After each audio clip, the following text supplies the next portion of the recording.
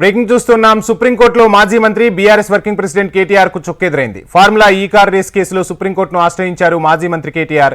Telangana high court తీర్పును సవాల్ చేస్తూ ఆయన పిటిషన్ దాఖలు చేశారు.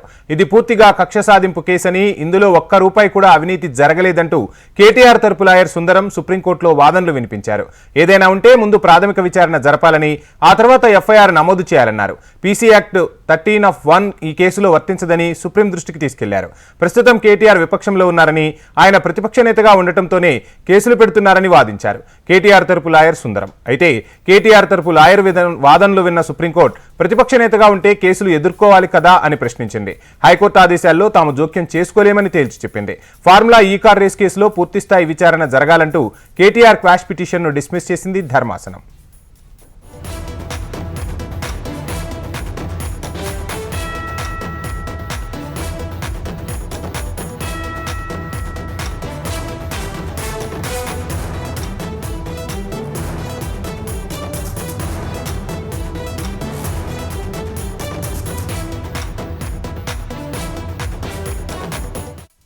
ఇదే అంశానికి సంబంధించి మనతో మాట్లాడేందుకు కాల్వ సుజాత గారు, కాంగ్రెస్ మహిళా నేత ఫోన్ లైన్ లో సిద్ధంగా ఉన్నారు. వారిని అడిగి మరిన్ని విషయాలు తెలుసుకుందాం.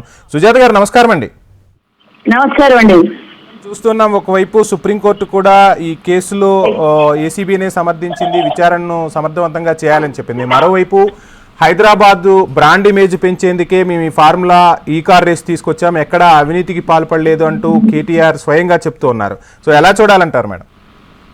సిగ్గుచరం ఉంటే ఆ మాటలు మాట్లాడే ముందు బ్రాండ్ ఇమేజ్ పెంచడం కోసం కాదు, వాళ్ళకి కావాల్సినటువంటి డబ్బుని మనీ లాండరింగ్ చేస్తుంది అనేది కుల్లం కనబడుతుంటే ఇంకా ఎన్ని రోజులు అబద్ధాలు తప్పించుకుందాం అంటారు? ఒక్కసారి కాదు, 2 సార్లు కాదు. ఇక్కడ ఏసీబీ విచారణలో ఏం చెప్పుకోలేకపోయిండు, హైకోర్టులో ఏం చెప్పుకోలేకపోయిండు, సుప్రీంకోర్టు పిటిషన్ కొట్టేసింది. అయినా కానీ సిగ్గు లేకుండా అబద్ధాలు మాట్లాడుతుండో, అనుకున్నది ఒకటి అయ్యింది ఒకటి, బోల్తా పడ్డది లే అన్నట్టు కేటీఆర్ కథ చేసిందంతా చేసి మళ్ళీ మేము ప్రమోషన్ ఎక్కడ ప్రమోషన్ చేస్తున్నాడు ఒకసారి చూపియాలి. 54 కోట్లతోని తెలంగాణలో, భారతదేశంలో, ప్రపంచంలో ఎక్కడ ఈ రేస్ కేసులో ఈరోజు విచారణకున్న కేటీఆర్ ని నేను అడుగుతున్నా, ఎక్కడ ఈ ప్రమోషన్ జరిగింది అని అడుగుతున్నాను మేడం. మరొక వాదన కూడా 49 కోట్లు ఆల్రెడీ వాళ్ళకి రిటర్న్ వచ్చేస్తాయి.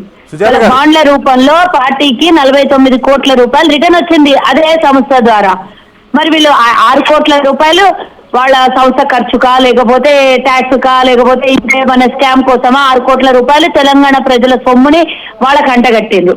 ఏదో 1-2 యాడ్లు వేసి మిగతా 49 కోట్లు వీళ్ళ అకౌంట్లకే వచ్చినాయి కదా బాండ్ల రూపంలో. మరి దానికి ఎందుకు వీళ్ళకి ఎందుకు ఇచ్చారు వాళ్ళు 49 కోట్ల ఆ సంస్థ? చెప్పండి నాకు. సుజాత గారు, మరొక వాదనను కూడా వినిపిస్తూ ఉన్నారు. ప్రభుత్వం మాపై కక్ష సాధింపుకు పాల్పడుతూ ఉంది, అసెంబ్లీలో బయట ప్రజల కోసం మేము పోరాడుతూ ఉంటే మమ్మల్ని ఎదుర్కోలేక ఈ కేసులు పెడుతుంది అంటూ ఓవైపు మాజీ మంత్రి హరీష్ రావు, అదేవిధంగా కేటీఆర్, బీఆర్ఎస్ నేతలందరూ కూడా వాదిస్తున్నారు. దీనికి సంబంధించి ఏం చెప్తారు? ప్రజల కోసం అంటే 54 కోట్ల ఎవరి పైసలు అవి? ఎవరిని అడిగి వాళ్ళకి ఇచ్చిండు కేటీఆర్? ఎంత మంత్రి కాపలాదారు మాత్రమే, నువ్వు ఓనరు కాదు. ఎవరైనా సరే, ఆయన కాదు, అధికారంలో ఎవరున్నా కూడా 10 ఉన్నంత కాలం కాపలాదారులు తెలంగాణ ప్రజలకు. ఇష్టం ఉన్నట్ల ఓన్ డిసిషన్, క్యాబినెట్ నిర్ణయం లేకుండా ముఖ్యమంత్రి లేకపోతే కన్సల్ట్ ఆఫీసర్ల నిర్ణయమో ఎవరిది జీవో పాస్ చేసుకోకుండా తనొక్కడే డబ్బుల్ని, అది కూడా ఎన్నికల కోడ్లలో డబ్బులు అంత పెద్ద అమౌంట్ ని ఇంకో సంస్థకు, విదేశీ సంస్థకు ఇచ్చేసేటంత అవసరం ఏముంది? బ్యూరోక్రాట్ కూడా చెప్తున్నారు మాకు సంబంధం లేదు, అంతా ఆయన చెప్పినట్టు చేసినాము, చెప్తే వినలేదు అని చెప్పినటువంటి మాటలు మనం మర్చిపోతే తప్పు. ఇది ఒక్కటి గుర్తుంచుకోవాలి కేటీఆర్, ఇది ఒక్కటే కాదు, లక్షలాది కోట్ల అవినీతికి పాల్పడినటువంటి బీఆర్ఎస్ ఒక్కొక్కటి బండారం బయటపడే రోజులు దగ్గరకు వచ్చినాయి. ఆయన ప్రజల పక్షాన మాట్లాడుతుంటే మా మీద ఎదురుదాడి చేస్తున్నాడు. ఈ 54 కోట్ల రూపాయలు ప్రజలే కదా, ఎందుకు దోపిడీ చేసిండ్రు? మీరు దీనికి దానికి ఏం సంబంధం? మీ మీద కసి కట్టినారు అని అనే ముందు ఒక్కసారి గుర్తు చేసుకోండి. కసి అంటే మీ తర్వాతనే ఎవరైనా. రేవంత్ రెడ్డి గారు కొడంగల్లో పోటీ చేస్తుంటే ఆయన ఇంటి మీద దాడి చేసి బెడ్రూమ్ లో నుంచి రేవంత్ రెడ్డి గారిని అరెస్ట్ చేసి తీసుకొని పోయి ఎన్నికల 1 రోజు ముందు వరకు జైల్లో పెట్టి రేవంత్ రెడ్డిని వదలకుండా పగబట్టి కసి సాధించుకున్నారు అంటే అది అంటారు దాన్ని.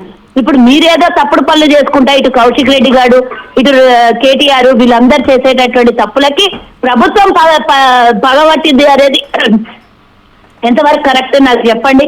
మీరు తప్పు చేసి లేకపోతే విచారణకు ఎందుకు భయపడుతున్నారు? విచారణే అసెంబ్లీనే ప్రజలకు మాట్లాడాల్సిందే ప్రజల పక్షాన. ఈ మూడింటిని కలిపి ఒక్క దగ్గర ఇంకెందుకు చేస్తున్నవి? సుజాత గారు, మరో అంశం కూడా తెర మీదకి తీసుకొస్తున్నారు. బాండ్ల రూపంలో ఒక బీఆర్ఎస్ పార్టీకే రాలేదు, బీజేపీకి దేశంలో ఉన్న ఇతర పార్టీలకు కూడా నిధులు అందజేశారు, ఒక్క మమ్మల్ని ఎందుకు వేలెత్తి చూపుతున్నారు అనే అంశాన్ని కూడా బీఆర్ఎస్ నేతలు తెర బాండ్ల రూపంలోనే కాకుండా ఈ 54 కోట్ల రూపాయలు ఇటు ఇస్తున్నమ్మ వాయనం పుచ్చుకుంటున్నమ్మ వాయనం అంటే వాళ్ళు వీళ్ళకిచ్చారు, వీళ్ళు తెలంగాణ సొమ్ము అప్పడంగా వాళ్ళకి దానం చేశారు. మరి ఇలాంటివి ఎక్కడైనా ఉంటే డెఫినెట్ గా కేంద్రంలో మేము కూడా ప్రతిపక్షంలో ఉన్నాము, బీజేపీ మీద మేము సవాల్ ఇస్తున్నాము. సుప్రీంకోర్టు కూడా దాని మీద జడ్జిమెంట్ ఇచ్చింది బాండ్ల విషయంలో. ఇవన్నీ మర్చిపోతే మేమేం చేయలేం, కానీ ఒకసారి గుర్తు చేయాల్సినటువంటి అవసరం ఉన్నది. వీళ్ళకు మరోసారి గుర్తు చేయండి, ఇంతంత డబ్బు బాండ్ల రూపంలో ఇవ్వద్దు అని ఆల్రెడీ సుప్రీంకోర్టు జడ్జిమెంట్ కూడా వచ్చింది. అవన్నీ వాళ్ళు ప్రభుత్వంలో ఉన్నారు, వాళ్ళు తప్పించుకోగలుగుతున్నారు. వీళ్ళు ప్రభుత్వంలో ఉన్నన్ని రోజులు తప్పించుకున్నారు, వాళ్ళు ఇప్పుడు కేంద్రంలో ప్రభుత్వంలో ఉన్నన్ని రోజులు తప్పించుకోగలుగుతారు. రేపు పొద్దున మేము ప్రభుత్వంలోకి వచ్చిన తర్వాత ఇవన్నీ బయట తీసే అవకాశం మాకు కూడా ఉంటది కదా. పోరాటం అయితే చేస్తున్నాము, అది ఫలితం చివరిగా వాళ్ళ అధికారంలో ఉన్నారు కాబట్టి వాళ్ళ కంట్రోల్లో ఉంటది. కానీ ఈ రోజు మేము ప్రతిపక్షంలో ఉన్నా, రేపు అధికారంలోకి వస్తాం. డెఫినెట్ గా కేంద్రంలో జరిగిన అవినీతిని కూడా 100% మేము బయట పెట్టే అవకాశాలు ఉంటాయి. దానికి కన్సల్ట్ ఎవరైతే ఇలాంటి వేషాలు ప్రజల సొమ్మును ఎవరైతే హరించారో వాళ్ళకి శిక్ష తప్పకుండా పడుతుంది. ఇప్పటికే మా రాహుల్ గాంధీ పార్లమెంట్ లో ఎన్నో సవాళ్లను బీజేపీ ముందు ఉంచుతున్నారు, వాళ్ళు తట్టుకోలేదు. కానీ రాహుల్ గాంధీ మీద ఎలిగేషన్స్ తీసుకురావడం కానీ, ప్రియాంక గాంధీ మీద తప్పుడు ప్రచారం చేయడం కానివ్వండి, వారిని వ్యంగ్యంగా మాట్లాడి అవమానపరచడం కానీ అన్ని చేస్తున్నారు. అదే ఇదే తెలంగాణలో కాంగ్రెస్ ప్రభుత్వం అధికారంలో ఉంది, ఎవరు తప్పు చేసినా క్షమించదు, ప్రజాపాలన నడుస్తుంది ఇక్కడ. సుజాత గారు, మీరు చెప్పినట్టు తెలంగాణలో కాంగ్రెస్ ప్రభుత్వం అధికారంలోకి వచ్చిన తర్వాత గత ప్రభుత్వ అవినీతిని వెలికి తీస్తోంది, ఎంతటి వారున్నా ఉపేక్షించే ప్రసక్తి లేదని స్వయంగా ముఖ్యమంత్రి చెప్తూ ఉన్నారు, కాంగ్రెస్ నాయకులు చెప్తూ ఉన్నారు.